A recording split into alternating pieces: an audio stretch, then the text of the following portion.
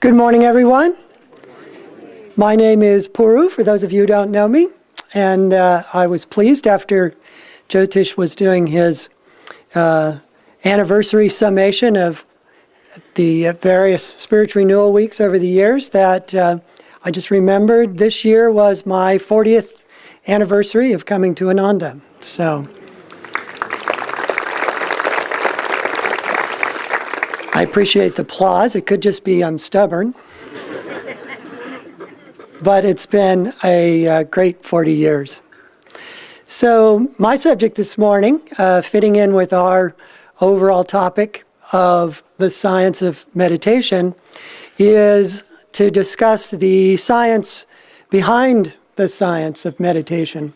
As Jyotish and Devi both mentioned yesterday, in this path in particular, we're lucky that because it was given to us in modern times, Yogananda and Sri Yukteswar were able to use the vernacular of science as we know it today to describe some of the deeper aspects of our teachings. And as Jyotish also alluded, we have a chapter in the autobiography, The Law of Miracles, in which Yogananda explores how the theory of relativity and the understanding of how the cosmos or the universe is formed fits extremely well with the cosmological teachings of this path.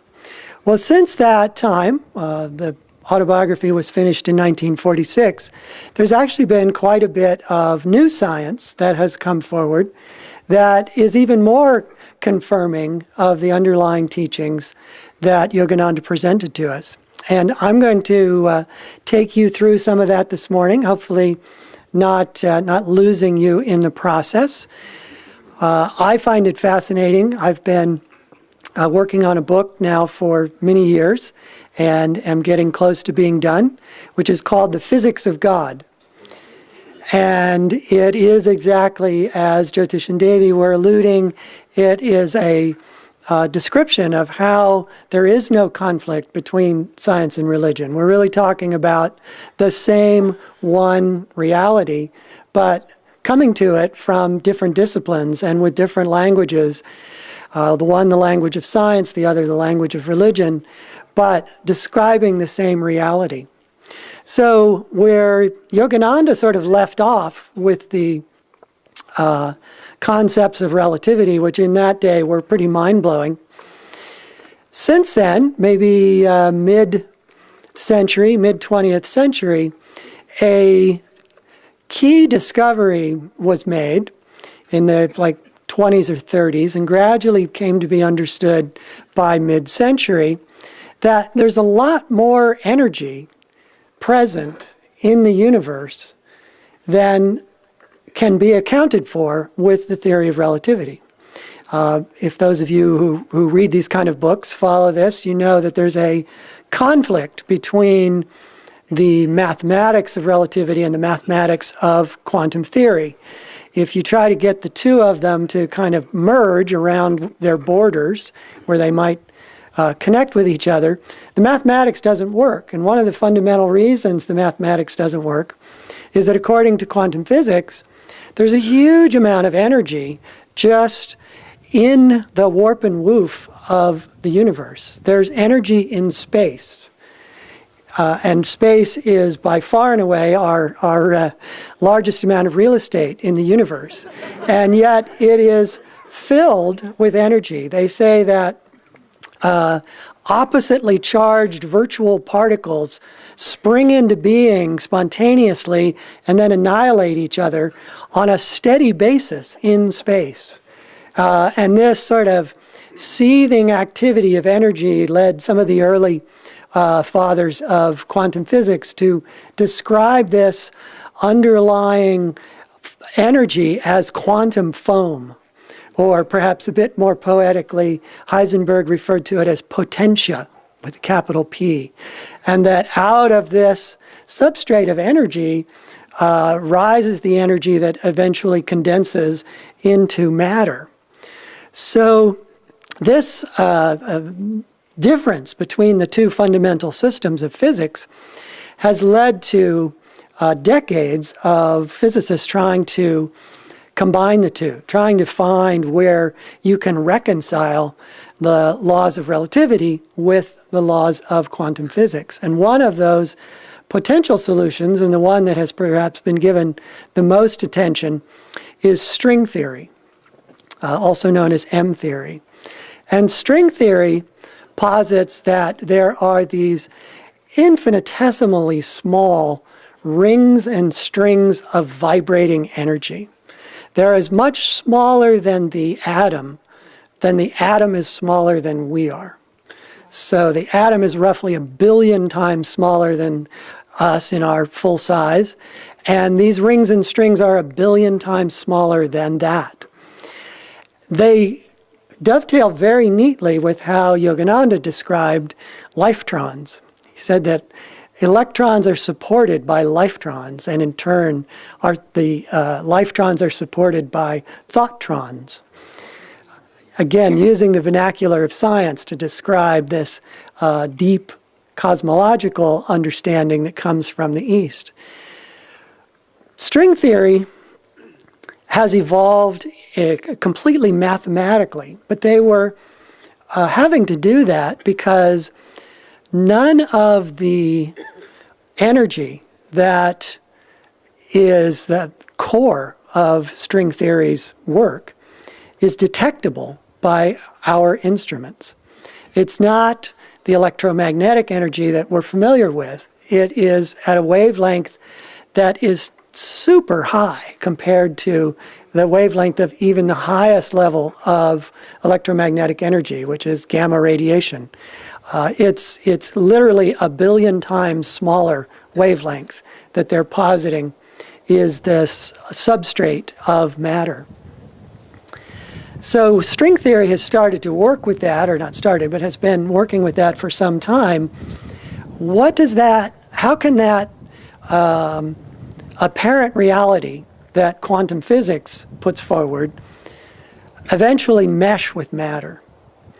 And what they came to from this starting point was that our physical universe is actually supported on a much, much vaster energy-verse, which they rather disappointingly call the bulk.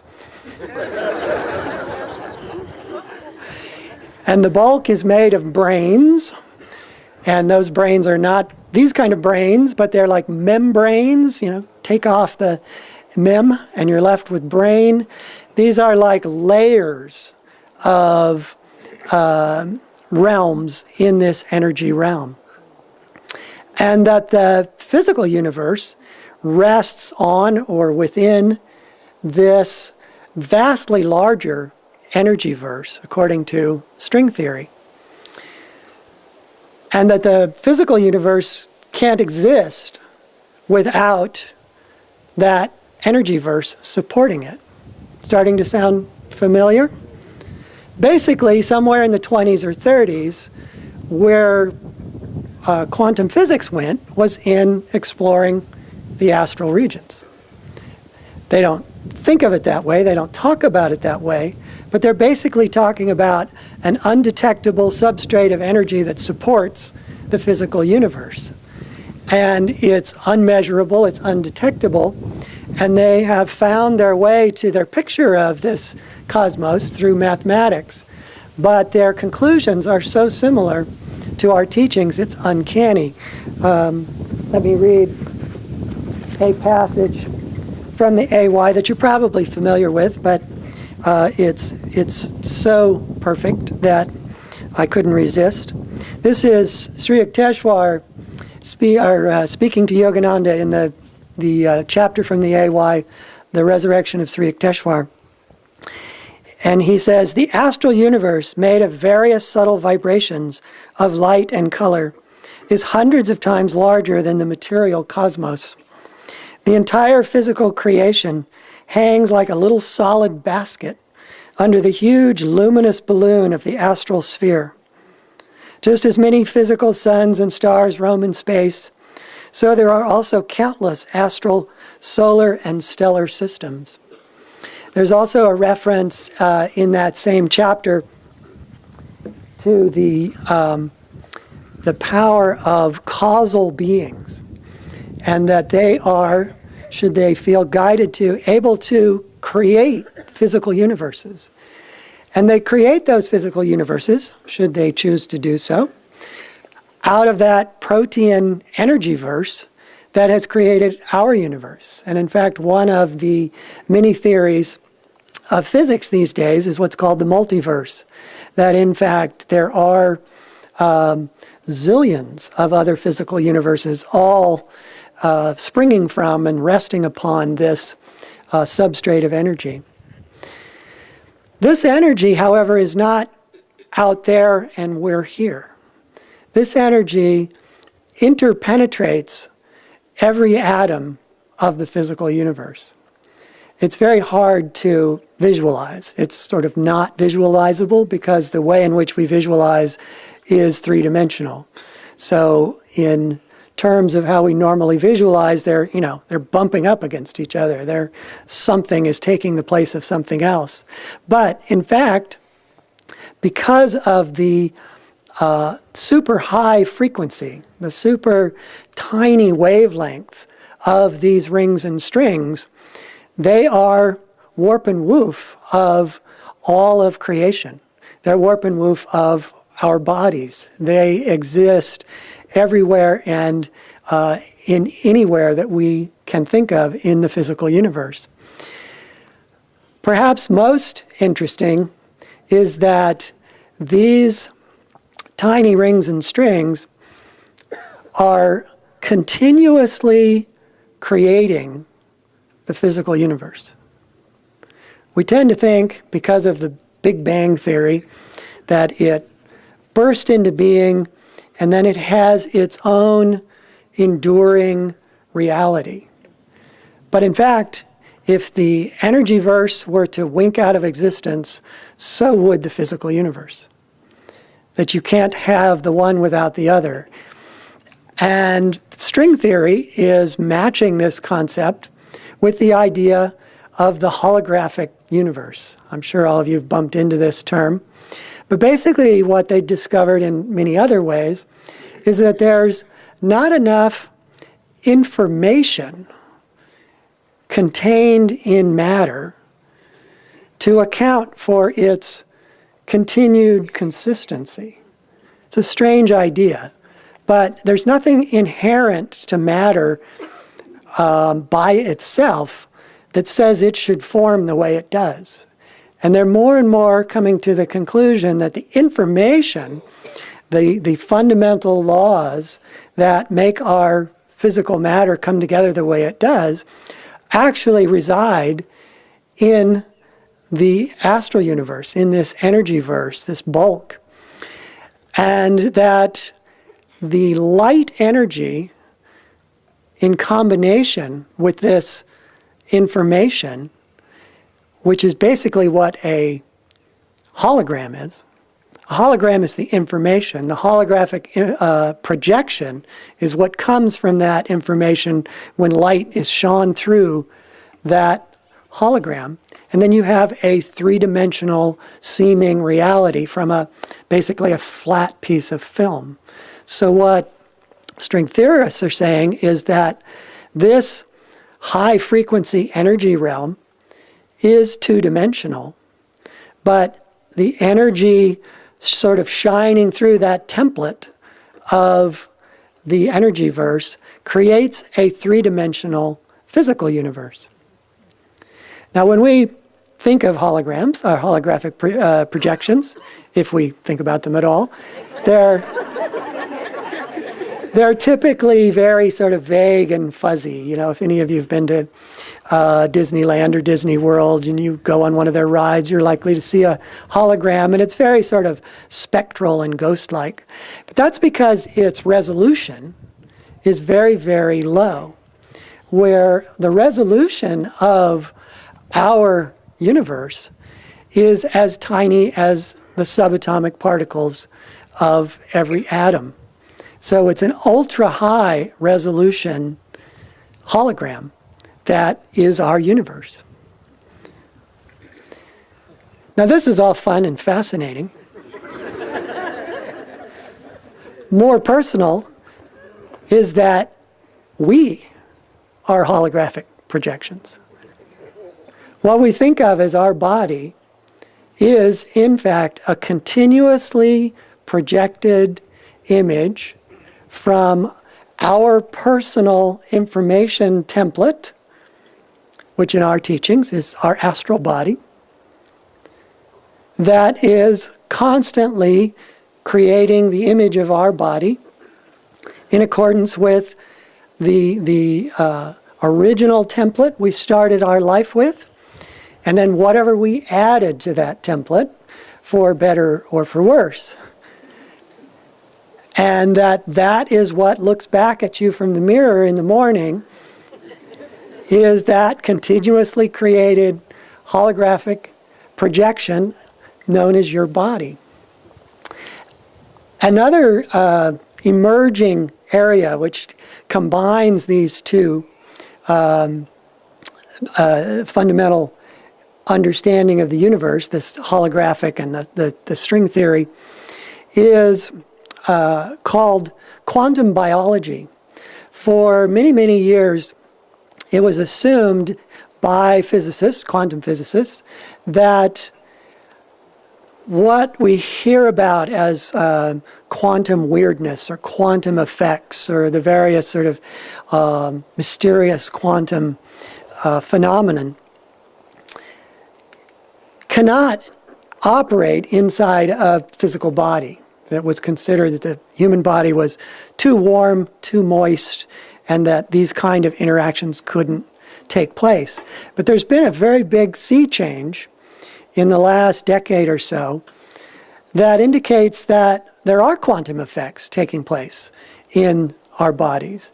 And they discovered it by way of the way chlorophyll acts in leaves. They had known for decades that biologists, they didn't have an explanation for why the transfer of energy, the capture of energy from sunlight to chemical energy, which is what happens in leaves, could never explain why it was so efficient.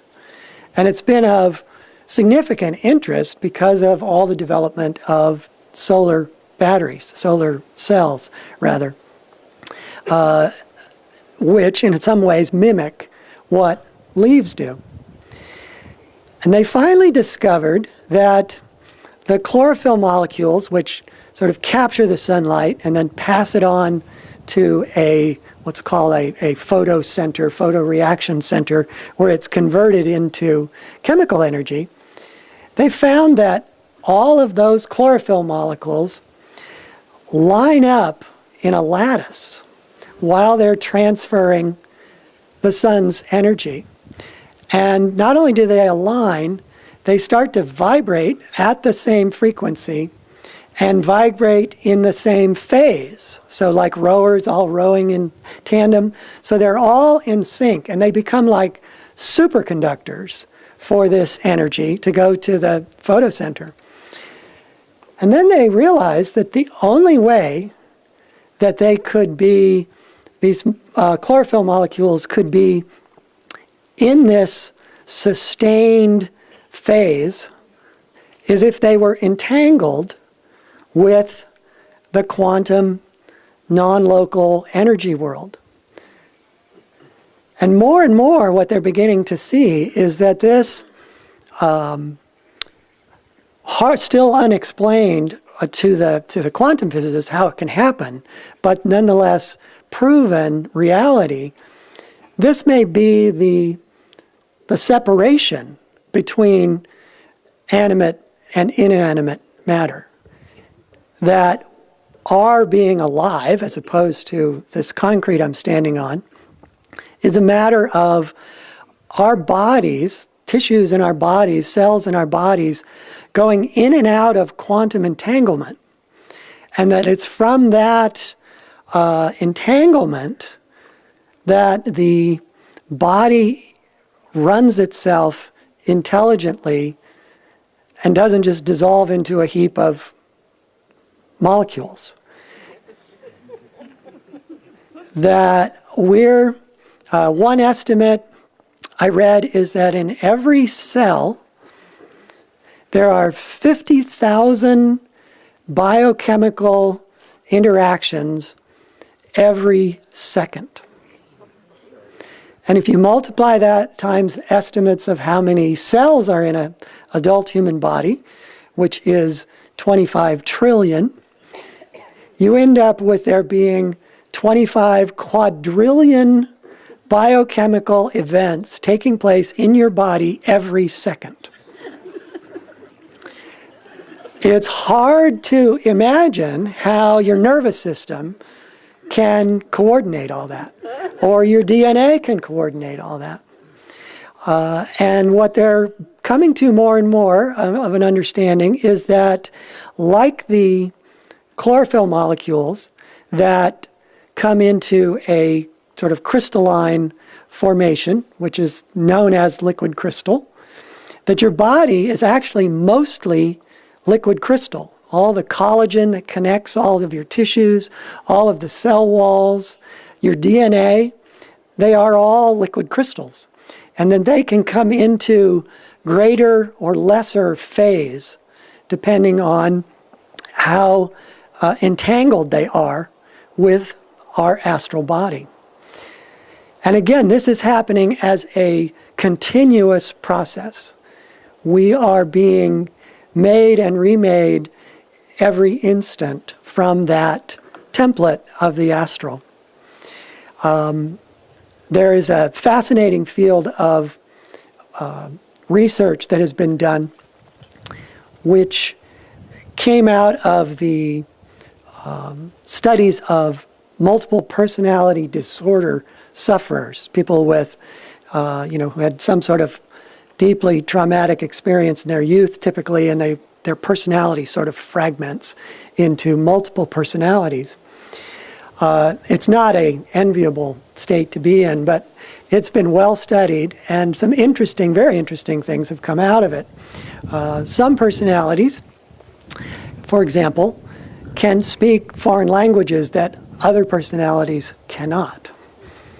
They have different abilities, they have different sort of characteristics, but less known is the fact that multiple personalities also all have, to some degree and another, unique physiological bodies.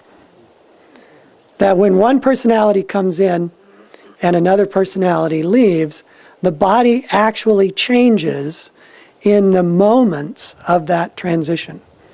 And some of the transition is fairly dramatic. There are stories of one young boy had a poison ivy outbreak, and he had, big blisters, suppurating sores from a really nasty case of poison ivy. When his personality changed, it went away. Sleeping pills given to one personality will not affect the next personality. These are the easy ones. The more amazing ones are different personalities will have different eyesight. Some multiple personality sufferers will carry a dozen different glasses around with them, depending on who comes in. A test was made by a ophthalmologist that was able to measure 10 different personalities that emerged in an hour. And each of those 10 personalities had significantly different eye characteristics. The acuity, whether you're 20/20 or 20/30 or whatever, but other things like the curvature of the eyeball, the pressure inside the eyeball.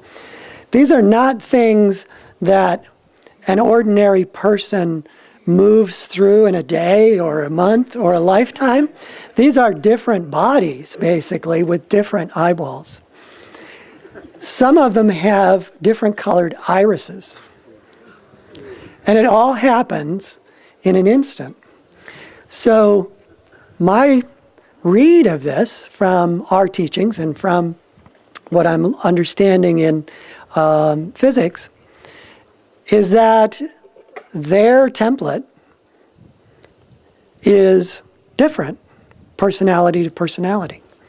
And with it comes the conviction of that individual, that personality, as to what they look like, what they can do, what they're able to do. And as soon as that template starts producing the new body of that personality, all of these things manifest instantly. When we meditate, we're basically dipping into and attuning ourselves to our purer, more healthy, more energized, original template. And we, if we have the strength of mind or the depth of experience, can in fact have those kind of changes, which pretty much everyone would say is miraculous. Yogananda said, if miracles are miraculous, then everything is miraculous, because it all demonstrates this same law, that this that we think of as this solid material world is really this holographic projection from this information template that is our astral body, or is the astral universe for this universe. The instant the template changes, the instant the physical world changes. It's not all dramatic. In the course of listening to me, your body changed. Ideas came into your mind, they flowed into your template, your body changed. Your heart rate changed, maybe your DNA was affected. Everything that we do. You know, in one sense, you could think of us as being fairly fragilely mutable, because what we wake up feeling in the morning delivers us a different body than the way we woke up the day before, literally, because it's constantly, continuously created. So when you meditate, don't be fooled by this seemingly solid outer husk of a physical body. It's just a reflection of what you think and feel deeply. And when you meditate, you can change it in an instant.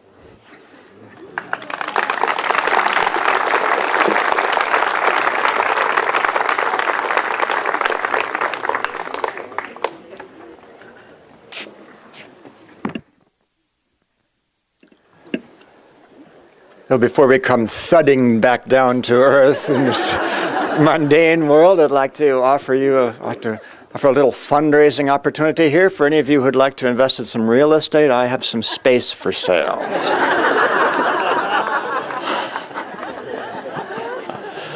I'm Nayaswami Gandev, and our third speaker this morning will be Nayaswami Diksha.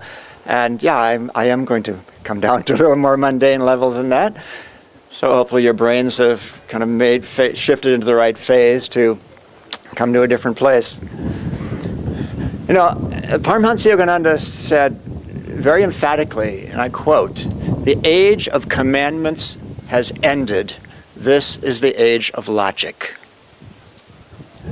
And you know, like logic is the essential instrument of science. So when he came to this country and emphasized science of yoga, scientific techniques, it wasn't just a PR move on his part. He was speaking a language that was not only the language of a geographical place, but of a place in time, of the Dwapara Yuga, where we are now. And logic is not the most advanced way of knowing, not the most advanced way of coming to some conclusions, but it is something that was less apparent in the early age, and it's not kind of emerging, just as the idea of energy is emerging now.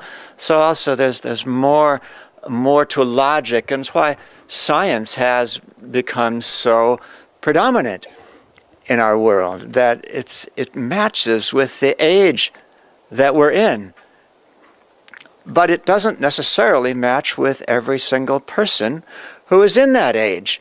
And in particular, the thought of the science of yoga and scientific techniques doesn't necessarily mesh with so-called scientists who would like to say that yoga is a belief system and rather a woo-woo kind of belief system, and that it's not the same as the knowing that comes with science. I heard of one fairly well-known person even in the yoga community recently, a physician who made a presentation on some kind of yoga therapeutic thing he had done, and someone came up to him afterwards and said to him, "But my guru says something different." And his response was, "But this is science." In other words, this is irrefutable. Well, there's knowing and there is knowing. For example, how many of you know that this Earth is approximately 93 million miles away from the sun? For all of those who didn't raise your hand, the Earth is approximately 93 million miles away from the sun. But for those who did raise your hand, some of you are hesitating and wondering what kind of knowing I was talking about here. For those who did raise your hand, how many of you made the actual measurements and calculations? I don't see any hands. I had a scientist do it for me. You had a scientist do it for you, and you believed him. Right?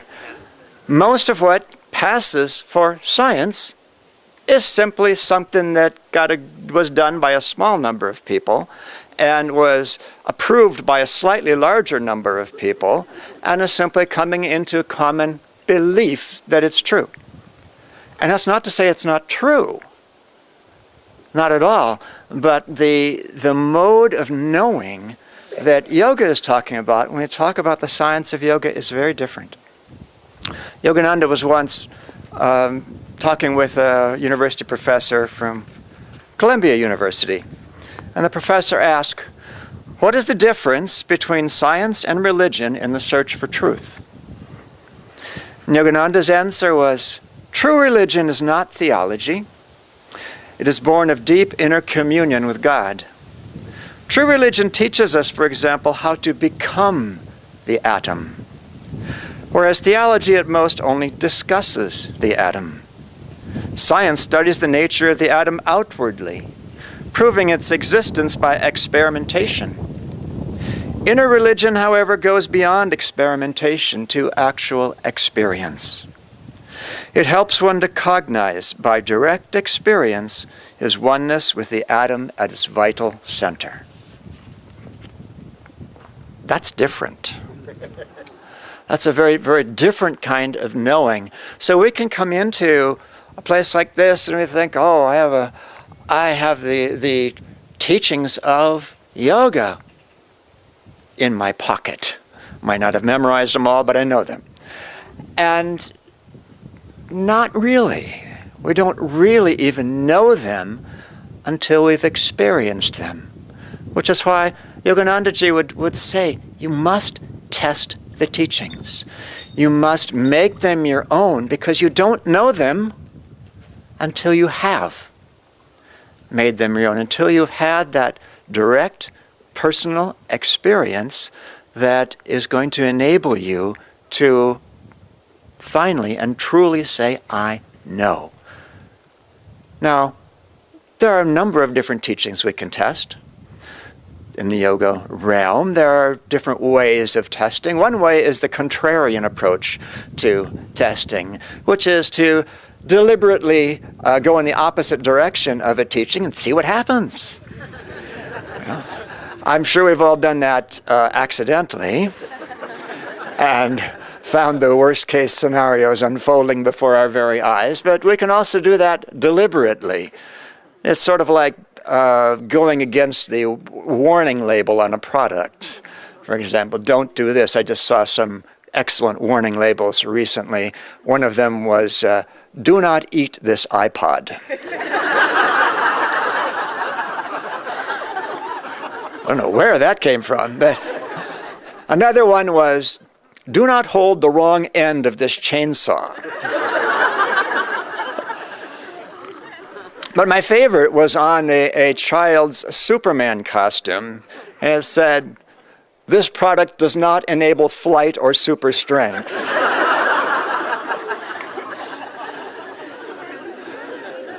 Well, there are warning labels on yoga teaching sometimes too, and I'll raise my hand as someone who disobeyed the warning label intentionally at one time. And this was the first time after I received Kriya Yoga initiation that I was really ill, and I had a pretty high fever. I was feeling pretty rotten. And yet I was very, very adamant about Kriya Yoga twice a day, every day, no exceptions. And I thought, you know, my Kriyas are pretty pathetic. There's nothing happening for me. Other people, okay, but not for me. I can kind of slip in here and give it a try. So, I was bored to tears, so needed to do something. So I sat up and decided I was going to do some Kriyas. One Kriya. I almost passed out. I was so happy. Something was happening in my Kriyas. I couldn't see it, I couldn't feel it, but it was happening. I just proved it. It also just proved that my body was really working hard, because when my Kriyas took away the energy that it was using to fight the illness, things really deteriorated instantly. So it was a good thing, but I've done it for you. You don't have to do it. If it can happen with my Kriyas, it can certainly happen with your Kriyas. And so the contrarian approach is one way to test the teachings. Another way to test it is through simply direct testing of some statement in the teachings that you're trying to sort of come to grips with. And I'd like to test that with you this morning. Very simple thing, just the concept of relaxation. Okay, no problem. The only problem is that you're going to have to get up to do this. So everybody stand, please. All of you out on the internet, stand, please. So, we are going to do the first phase of a very simple yoga posture. We are going to do the first phase of the chair pose, Utkatasana, and we're going to hold it for a little while, and I'm going to talk to you. So, with the palms forward, let's inhale up on the balls of the feet, hold the breath, and settle into a nice crouching position. A little deeper for a lot of you, and let the breath resume. Just breathe naturally and keep holding it for a while.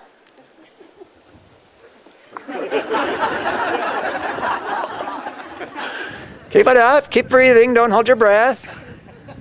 Oh, we can go a little deeper, I think a lot of you guys. Come on, let's get those legs working a little bit. And you know that hard chair that you were sitting on a moment ago? It's sounding pretty good right now. Okay, let's come back and relax. Just relax whatever way feels comfortable to you. Good for you all. Not bad. What happens when you usually relax? It's sort of, I see it in your posture. Swami Kriyananda made an interesting statement. He said, meditation is the process of upward relaxation into superconsciousness. Upward relaxation. And people think that that's a contradiction in terms, right? Upward relaxation. Relax onto the couch, relax into bed, relax into the chair.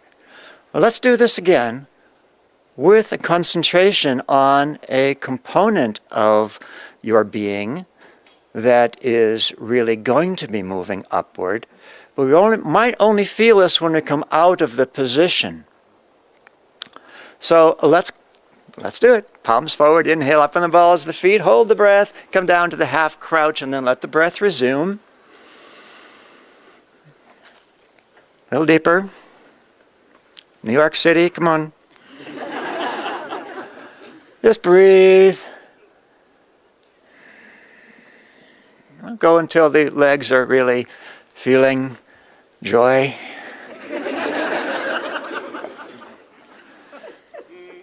Okay, in a moment we're going to come out, and when you come out, I want you to focus on the upward sensation that happens as soon as you come out, the upward sensations in your legs percolating up into the torso and perhaps even higher. Okay, let's inhale up and relax to the standing position. Close your eyes and tune into that rising sensation in the legs that continues up into your torso, perhaps higher. It's the relaxation sensation. That's all that's happening is energy that was employed in keeping you in that rather uncomfortable position has been released and it's going back home. It's going back to where it lives, more in your spine, and perhaps rising up the spine as well. Now sit down, if you would. And with the eyes closed, try to feel that same sensation in your brain, right inside your skull. Try to feel that sensation of upward relaxation. This is not rocket science. This is not difficult. This is a lot easier than what Puru was talking about. All you have to do is feel it. And notice how that sensation naturally lifts your eyes, lifts your gaze above the horizontal. You don't have to work to lift your gaze. It just happens if you feel that sense of upward relaxation. Now, there's certainly more to relaxing upward into superconsciousness, but this is a beginning. And we can test the teachings. We can give them a test drive to see just how this process unfolds inside of us. You can open the eyes again. So there are many, many ways to test the teachings. Here's another way. Anybody here ever kind of felt that their meditation practice is in the doldrums? Yeah, and hopefully nobody is feeling that right now, but way in past history. Well, there's more than one explanation for that, but here's one possible explanation for that I suspect has infected many of us. And the term comes from the field of exercise science, and it's called the repeated bout effect. Repeated bout, B-O-U-T, effect, like the repeated encounter effect. And what it talks about is that anything you do, well, since it's from exercise science, it's talking about anything you do with your body will adapt to, and it will become pretty undramatic real soon. So, for example, if you are a sedentary person and you suddenly start to walk 3 miles a day, I'm going to graph the benefits for you here with my finger in the air. And what happens is very soon the benefits start to take off. And you get increased muscle tone, you get increased health of the cardiovascular system, you get more vitality, you sleep better. Wonderful things happen. But if you keep walking day after day, 3 miles, same pace, here's the graph of your benefits. They started out really good, and they flatten out. And after a while, you don't even notice benefits anymore. And the reason that you're not noticing benefits anymore is that there aren't benefits anymore. You still get the benefits you started out with, but you don't get any more benefits because your body has adapted. Your body has adapted. And so the only way you're going to get more benefits is either walk farther or walk faster. What it amounts to is putting more energy into what you're doing. And sadly, the same is true of meditation.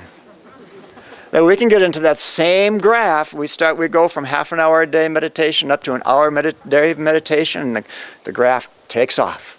And we are feeling the effects of meditation further into our day. We're better able to stay centered, better able not to react to the things that happen to us. The graph goes up very nicely. But if we stay at an hour with the same level of intensity, it flattens out, and after a while, you don't notice any additional benefits for the simple reason that you're not getting any additional benefits. Because what you're trying to do is rise to a higher level of consciousness. And one inconvenient fact of higher levels of consciousness is that they're associated with higher levels of energy needed to get to those higher levels of consciousness. There's a popular book out in the world of career building and business. It's called What Got You Here Won't Get You There. And it's a great title because it applies to so many things, not just careers, not just exercise, but meditation. What got us to this point in our practice is not going to get us to the next level we'd like to go to. We need to bring something more into the equation. And to think of how we're going to bring something more into the equation, how are we going to make that jump to where we want to go? Well, a few years ago, the English cycling team came up with a clue on this. The coach decided that he would try to help their cycling team improve in as many ways as possible, just 1% in each way. So not only the aerodynamics of cycle and rider and the weight, and the training regime, but nutrition, which massage gels worked the best, which pillows led to the best sleep. And then once they found that out, they took the pillows on the road with them wherever they went. The idea was to win the Tour de France, which in England had never done. And they gave themselves 5 years to do that, and they won it in 3. And continued to dominate the cycling world thereafter, until the idea got around a little bit that maybe there's other things besides bicycles and training regimes. But we can do this in our meditation practice as well. It's not difficult. Look for the little 1% improvements that we can make, or maybe more than that. You know, Diksha and I just finished Ananda's first ever 100% online meditation teacher training program, which way surpassed my expectations, and I expected a lot from the program. But one of the things I was reminded of, as I've been reminded of periodically and just talking about meditation with people over the years, that there is a significant difference between awareness of the breath and concentration on the breath. You can be here listening to me, watching whatever there is to watch out there as you listen to me, being aware of your breath, mentally repeating Hong Sa. Are you practicing Hong Sa? No, you're not. Because Hong Sa requires concentration on the breath, not awareness of the breath. And what's concentration? It's removing your mind from all objects of distraction and putting it on a single object of attention. And that object is the breath. As long as we're aware of other things, we're hopefully moving toward Hong Sa practice, but we're not there yet. So to make a 1% improvement of that, maybe we're not all the way to we're just so engaged with the breath that we think we are the breath, which is a great place to go with Hong Sa practice, but if you're not there yet, at least to move in that direction, or to improve your breathing. I mean, how many of us work on our breathing, making it freer, smoother, more natural? We had last spring, we had a weekend workshop here at Pranayama Clinic for Kriyabans. And one of the things we did during that workshop was to work on freeing up the breath, freeing up just the physical breath.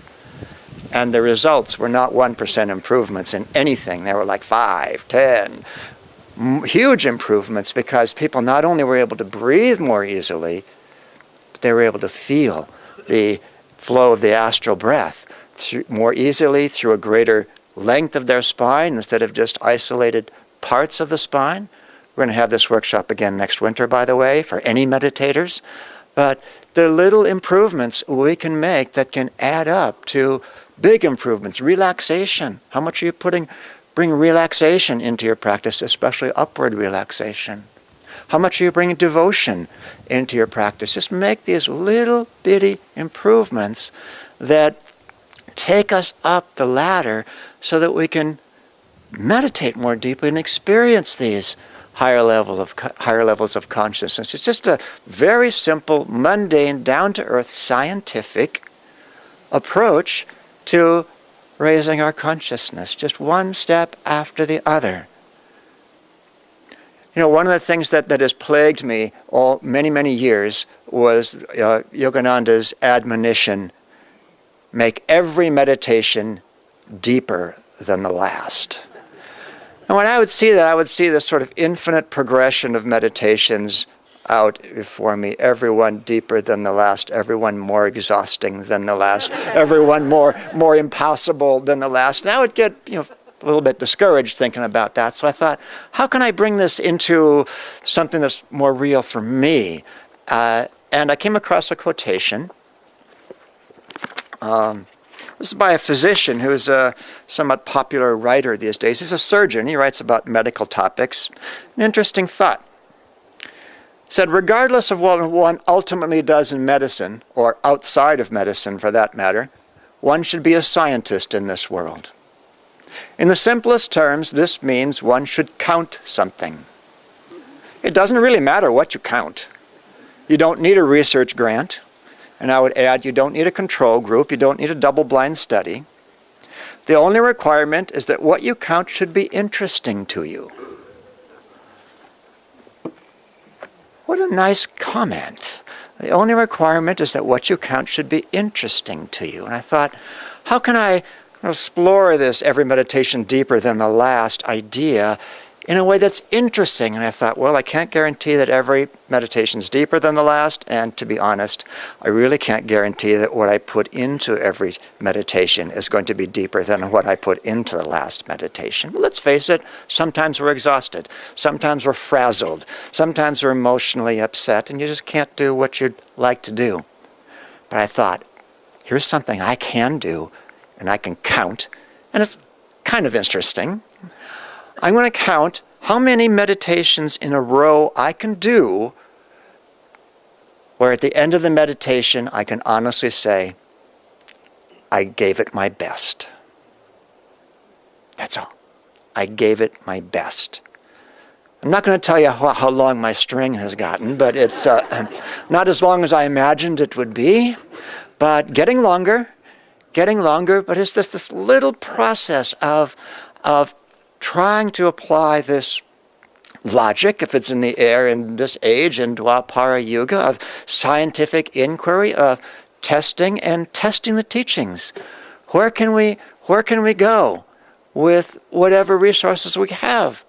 If we haven't developed that magnificent intuition that the masters have, we're working on it, but in the meanwhile, use the other tools that we have so that we can begin to burrow out of belief, which belief is a great thing. It motivates us. It shows us directions to move in, but it's not the same as knowing. And to burrow out of that mess into the true knowing, and to get to that place where Dr. Lewis, Yogananda's first disciple in the West, once asked Yogananda, well, about this samadhi you talk about, what if I've been thinking about it, I've been memorizing your poem, Samadhi, and repeating it and all this, and all these years it's become a very sort of real idea to me, but what if I get there, or I think I'm there, and all it is my imagination? All it is my subconscious programming that I would be experiencing this state and not really experiencing this samadhi state. And Yogananda's answer was, when you get there, you'll know, and you'll know that you know.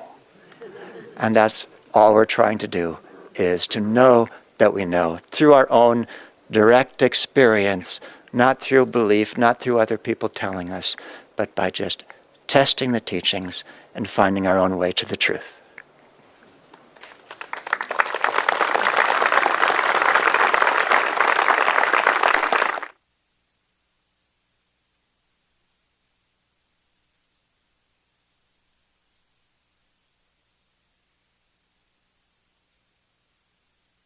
Morning, everyone.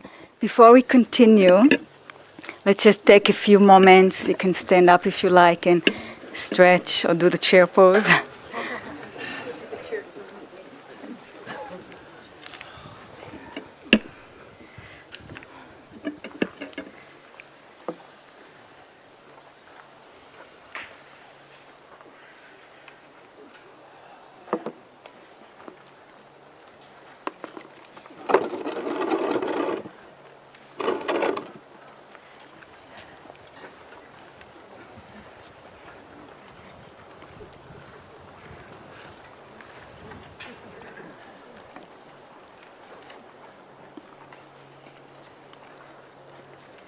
Well, after hearing these two inspiring talks, the cosmic and the individual science of meditation, I will be talking about devotion to balance mind and heart.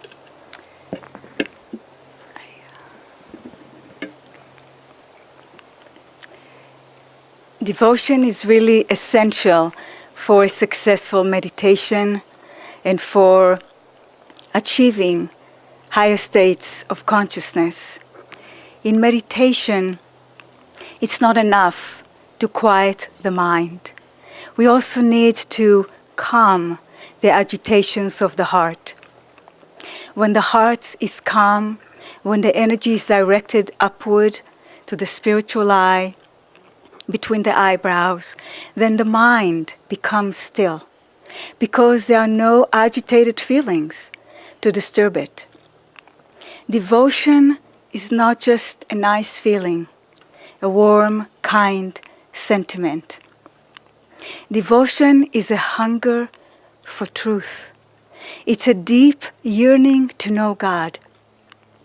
It's a deep commitment and self-offering of all one's energies to God. Devotion originates in the heart, but also delusion originates in the heart. What keeps us bound to delusion are desires, likes and dislikes, attachments. And so the way out from delusion begins in the heart, by starting to direct the energy from the heart up to the spiritual eye. Last month, we had meditation teacher training here at the Expanding Light. One woman, her name is Ivy, was taking the training. Ivy lives close to Ananda, so every day she was commuting from home. One morning, as she was driving to Ananda, she saw a deer starting to cross the road. So she slowed down her truck. And after the deer came two little fawns. They were just a few days old. When they saw Ivy's truck, they stopped in the middle of the road. They stretched their arms and laid flat on their belly. She never saw something like that. So Ivy pulled to the side, and then she got out of her truck, went up to the fawns, and started clapping her hands, trying to coax them to move away from the road. But the fawns wouldn't move. And then another car came. So Ivy stood in the middle of the road, stretched her arms, trying to block the road. So the car pulled to the side, a woman came out.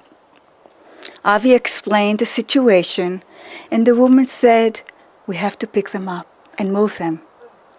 As Ivy picked up the little fawn, she said his body was so tense, his heart was beating so fast, and his eyes were squeezed shut.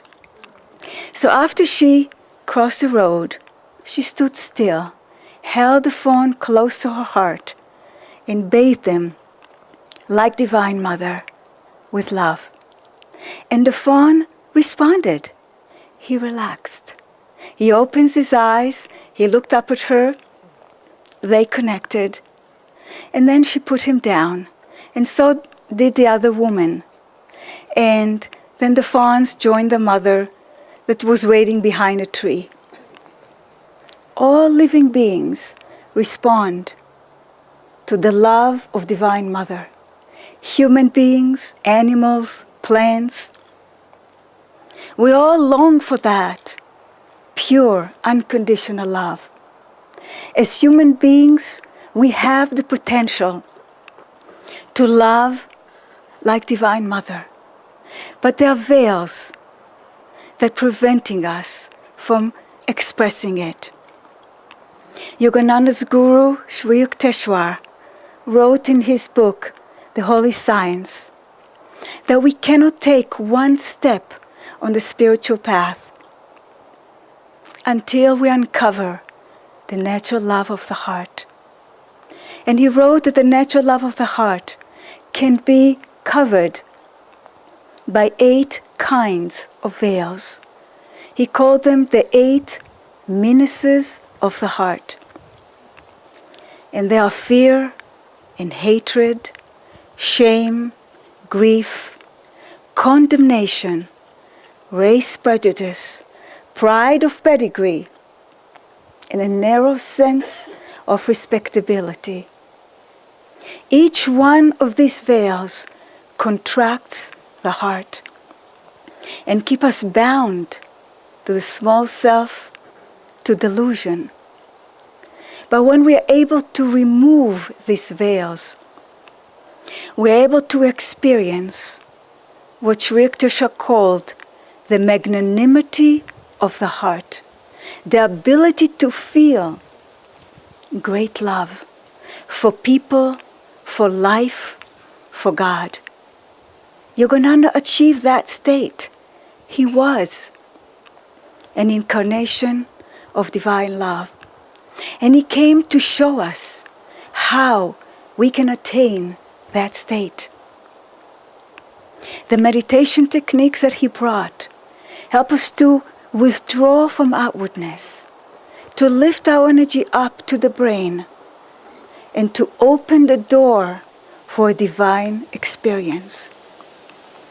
But it is only through the openness and the receptivity of the heart that we can experience the divine.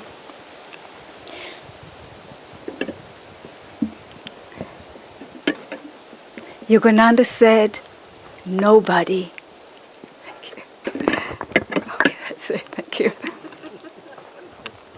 Yogananda said, no one, nobody can give you the desire for God, not even science.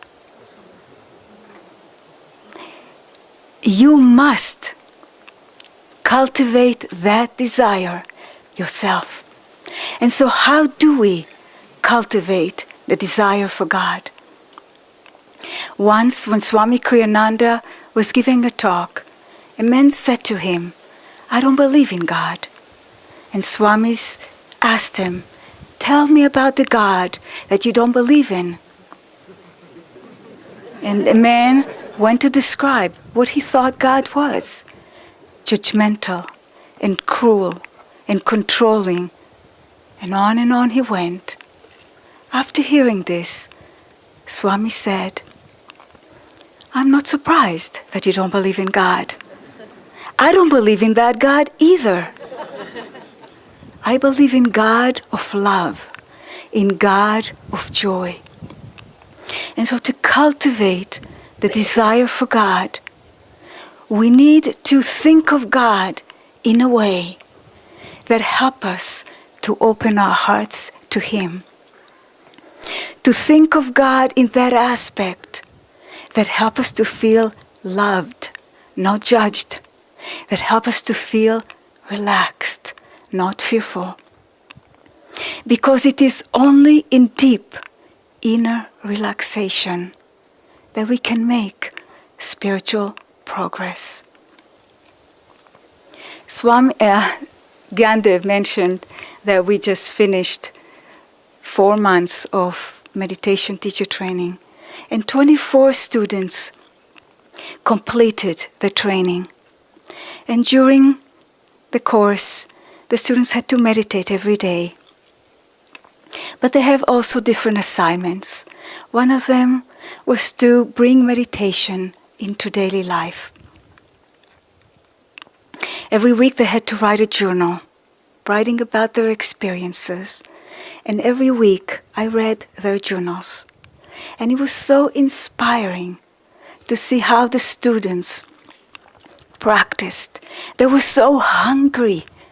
They practiced the mental chanting and affirmations and visualization and all the tools we gave them to feel uplifted and to respond in positive ways to the daily challenges. They also had to take a day of seclusion to be in the presence of God. And some of them never done it before. And it helped them to connect with their soul and to remember what is real and what is important in life. One student, a woman, she had a beautiful experience, and she gave me the permission to share it. She's a yoga teacher, but one of her side jobs is to feed horses. And every day she has to be at the ranch at 5:30 in the morning. And she had to feed about 34 horses. And it takes her about 3 hours to do it. And it can be challenging.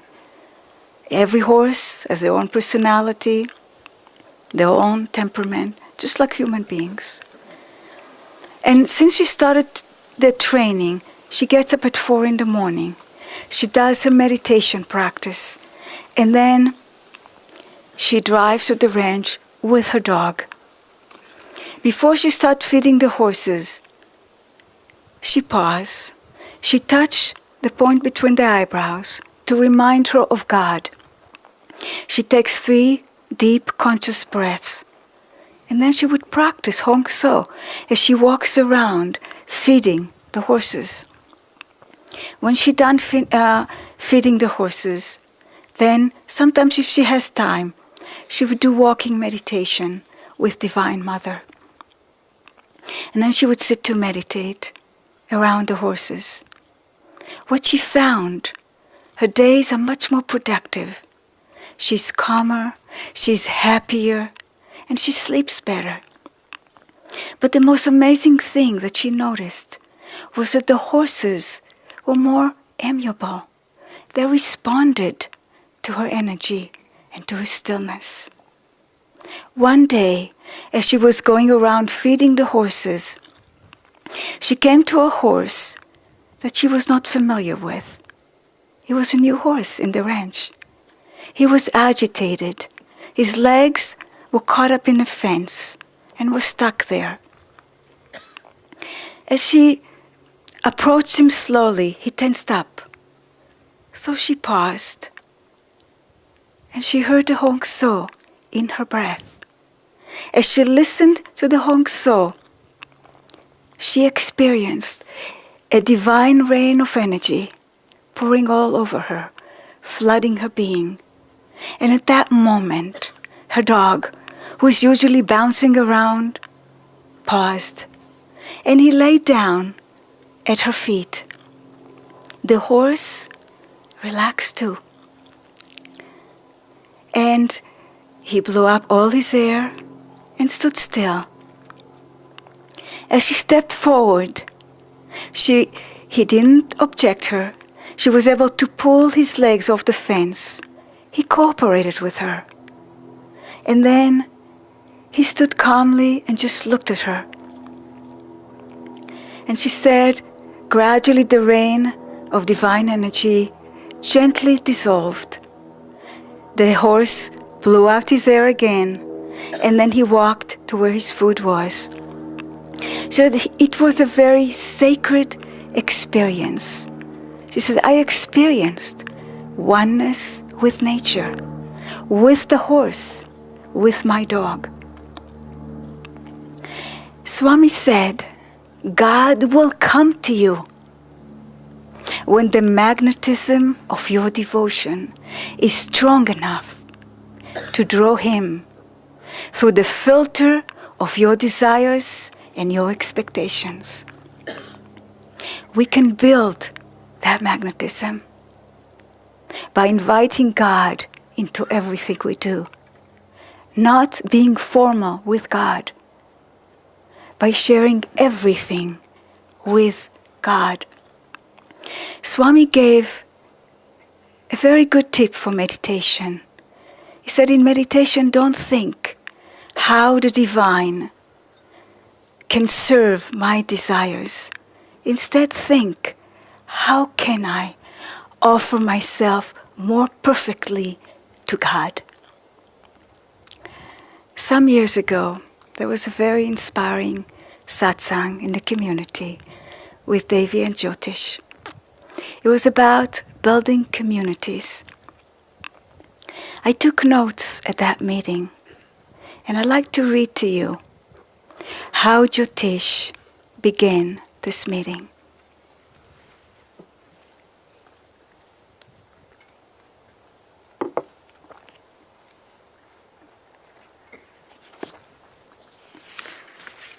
This was in September of 2002. The true test of the devotee will be at the end of life, when the only question that will be asked will be, how much did you love me? How much did you offer back to me, the source of everything that you have? One of these lifetimes, our answer is going to be, I loved you with everything I had, and I gave you everything that I thought I possessed. It was all yours, and I did not want any of it, and I never want any of it again. I want to remain in the consciousness that it was always yours, is always yours, and always shall be. And I am nothing but an expression of thee alone.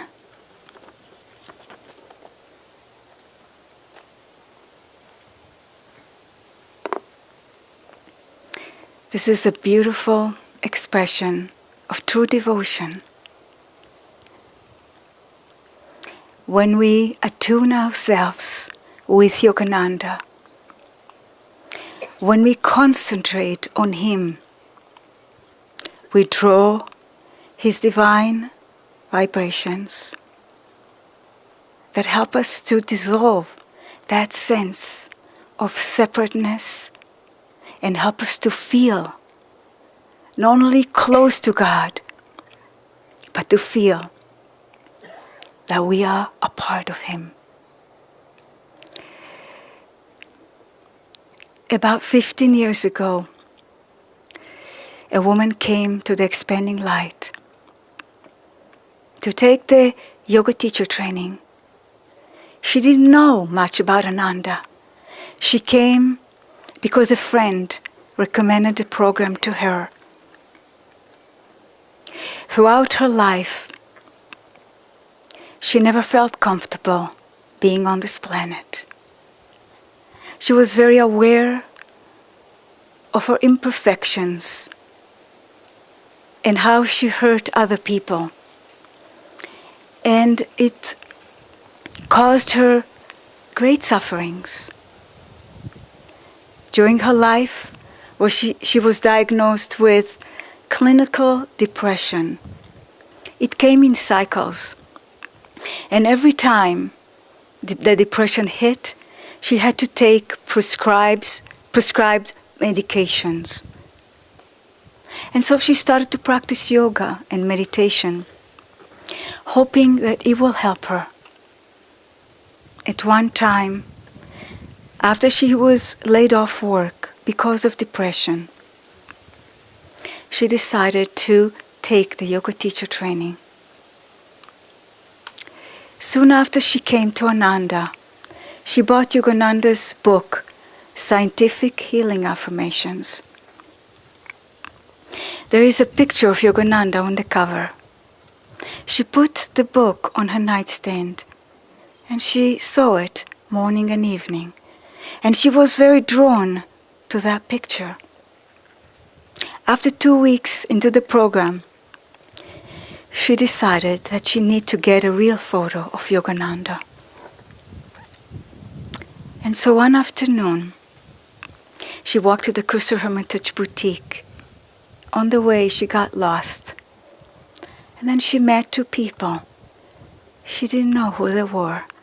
One of them was Swami Kriyananda. And Swami directed her to the Hermitage. She was able to get there. She bought the photo and started walking back to the Expanding Light. right outside the gates of the Cursor Hermitage, she saw Swami again. This time Swami talked with her. And then he asked her, "Did you ever meditate in the Cursor Hermitage chapel?" And she said, "No." He said to her, "I think you should." She thanked him, but sat walking back to the expanding light. And Swami said, "I really think you should meditate there now." So to be polite, she turned around, went back to the hermitage. She entered the chapel. There was no one there. She sat down to meditate. And after 10 minutes, she felt a finger touching her heart from the inside.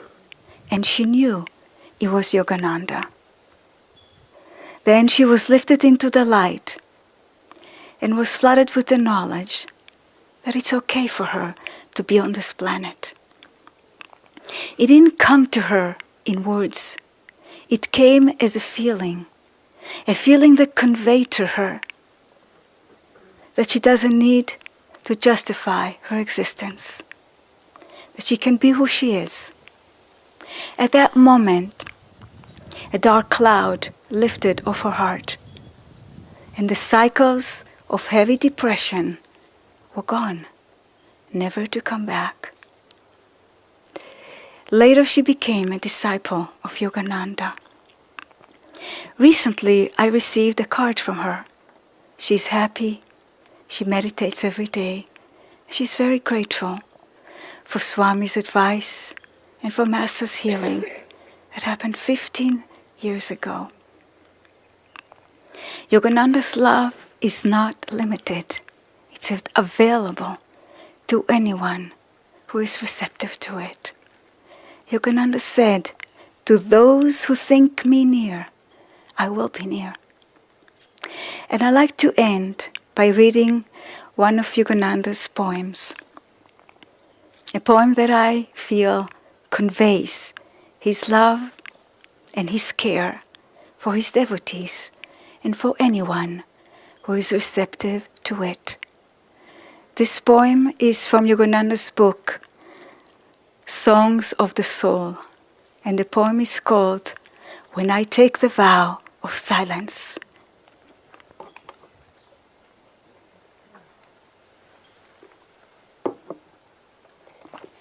If you like, you can close your eyes and just take it into your heart.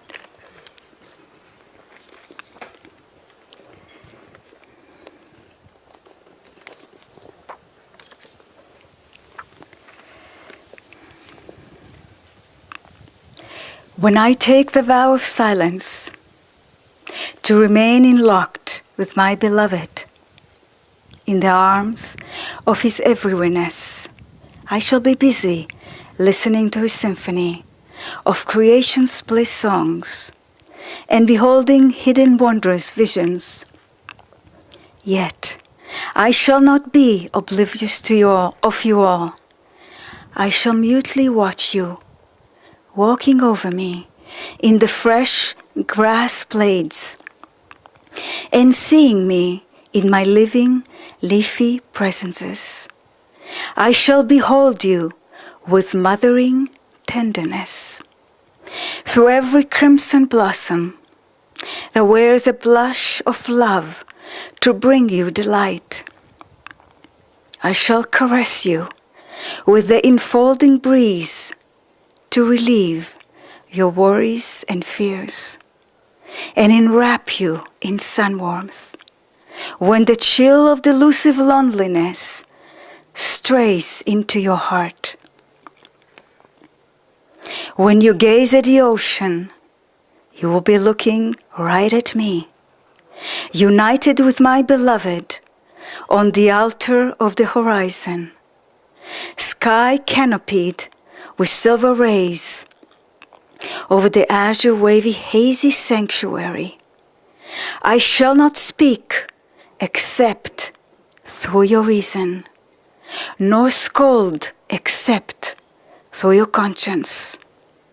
I'll persuade only through your love, and your heart's longing to seek the beloved only. I shall tempt you, but with a sole temptation, to enjoy the beloved's love alone. Forget me if you will, but not my beloved. Remembering him, you cannot forget me.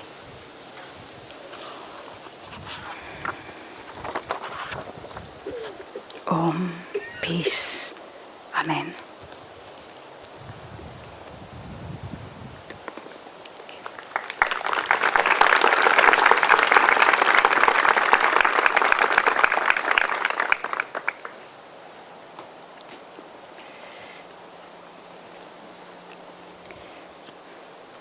We'd like to end our morning together by sending Yogananda's vibrations of love to this whole world.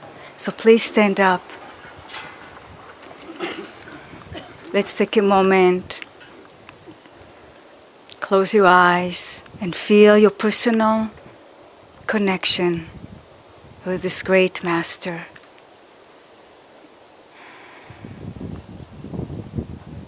Now let's rub our hands together and share 3 ohms, 3 vibrations of love with the whole world.